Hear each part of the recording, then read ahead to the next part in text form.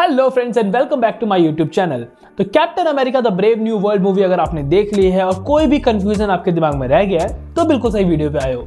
इसी वीडियो में मैं सारे कंफ्यूजन दूर कर देता हूँ, मतलब आसान भाषा में मैं बता देता हूँ कि फिल्म में एक्चुअल में क्या दिखाया गया है, और अगर किसी कैरेक्टर को नहीं पहचान पाए हो तो वो कैरेक्टर की बैक स्टोरी क्या थी और फिल्म फ्यूचर के लिए क्या क्या चीजें टेक प्लेस करती है। बेसिकली ये पूरी फिल्म कैसी है। देखो यार, मार्वल का जो फेज 5 रहा है ना, ये बहुत ही ज्यादा ठंडा रहा है। फेज 4 के मुकाबले फेज 5 की मूवी उतना क्रेज बिल्डअप नहीं कर पाती हैं।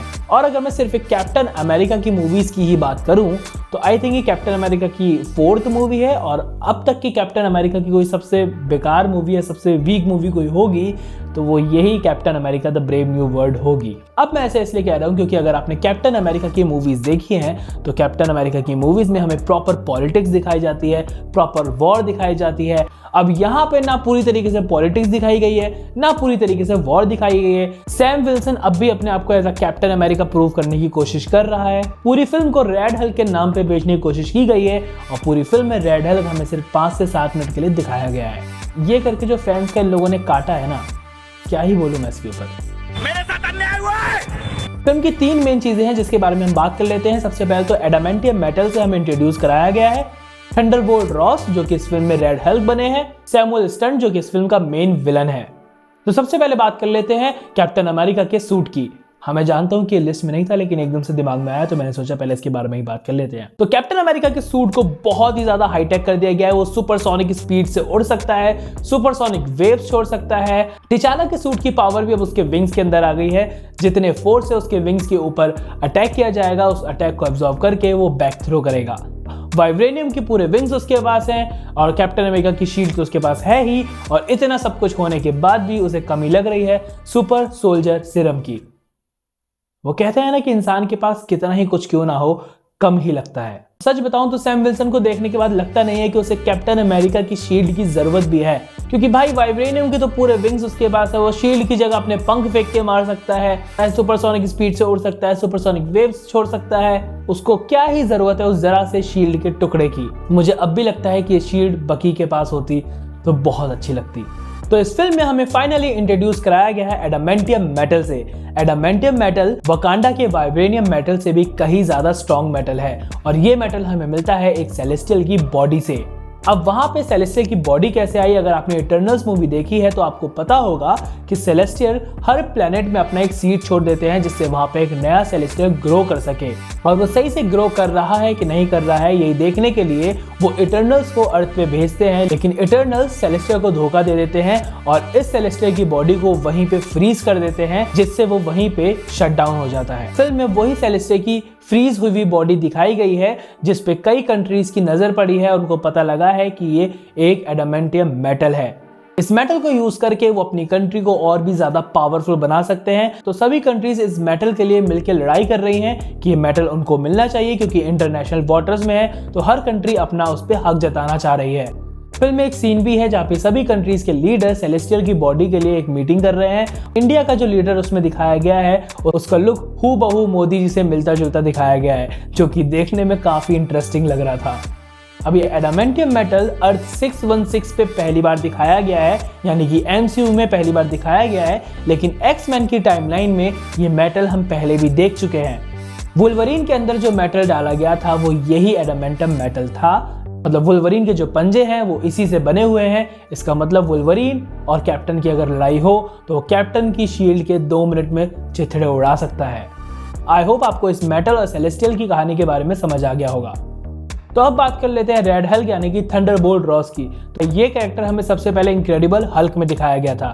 इस कैरेक्टर ने MCU में जितने कांड किए हैं उसको भुलाया नहीं जा सकता, भले ही इस फिल्म में एंड में कितना सीधा बन गया हो। इसी बंदे ने सबसे ज्यादा हल्क की नाक में दम किया था। सिविल वॉर भी इसी बंदे की वजह से हुई थी। हमारे अवेंजर्स 2 टीम में बटे थे तो उसके पीछे भी इसी बंदे का हाथ था। इनक्रेडिबल हल्क में जो ब्रूस की गर्लफ्रेंड दिखाई थी वो भी इसी की बेटी थी। जब इनक्रेडिबल हल्क में इस कैरेक्टर को दिखाया गया था तो वो US आर्मी का जनरल था, और इस फिल्म में आते आते वो US का प्रेसिडेंट बन चुका है, और प्रेसिडेंट बनने के बाद वो रेड हल्क बना है, और रेड हल्क बनने के बाद वो कहीं का नहीं रहा। इनक्रेडिबल हल्क से थंडरबोल्ट रॉस के इस कैरेक्टर को एक्टर विलियम हर्ट्स ने प्ले किया था, लेकिन 2022 में उनकी डेथ हो गई थी, इसलिए इस फिल्म में हैरिसन फोर्ड ने इस कैरेक्टर को प्ले किया है। अब बात करते हैं इस फिल्म के मेन विलन यानी कि सैमुअल स्टन की, जिसको हम लीडर के नाम से भी जानते हैं। इस कैरेक्टर को भी हमने सबसे पहले इनक्रेडिबल हल्क में ही देखा था। जब हल्क का ब्लड इसके ब्रेन के ऊपर गिरा था तो इस गामा रेडिएशन की वजह से इसके पास भी पावर्स आ गई थी, लेकिन उन पावर से ये भी हल्क में ट्रांसफॉर्म नहीं हुआ, बल्कि इसका जो ब्रेन है वो सुपर ब्रेन बन गया।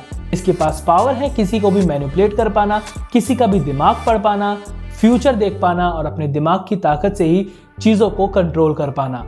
हालांकि इस फिल्म में इसका मकसद तबाही मचाना नहीं था, बल्कि सिर्फ और सिर्फ थंडरबोल्ट रॉस की इज्जत को मिट्टी में मिलाना था, उनसे बदला लेना था, और जो करने में वो सफल भी होता है। और उसके बाद अब वो जेल में चला गया है। अब एमसीयू को जब भी जरूरत होगी इस कैरेक्टर की, वो बड़ी आराम से इसको लेके आ जाएंगे।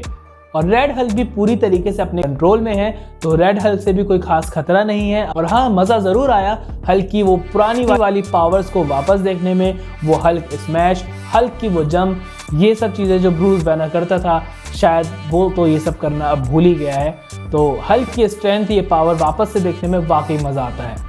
अब बात करते हैं कि फ्यूचर में क्या होगा। जैसे कि पोस्ट क्रेडिट सीन में हमने देखा कि लीडर सैम विल्सन को बताता है कि आगे जाके एक बहुत बड़ी जंग छिड़ने वाली है, तो सैम विल्सन के ऊपर जिम्मेदारी है एक नई अवेंजर्स की टीम बनाने की, क्योंकि लीडर उसको बताता है कि फ्यूचर में बहुत बड़ी लड़ाई होने वाली है, बहुत पावरफुल लोग होंगे जिनसे सैम विल्सन को लड़ना पड़ेगा। मतलब अवेंजर्स की नई टीम को उन लोगों से लड़ना पड़ेगा। अब वो विलन्स भी हो सकते हैं या फिर दूसरे यूनिवर्स के सुपर हीरोज भी हो सकते हैं, क्योंकि जिस तरीके से लीडर एक्सप्लेन कर रहा था उसका साफ साफ इशारा मल्टीवर्स की तरफ था।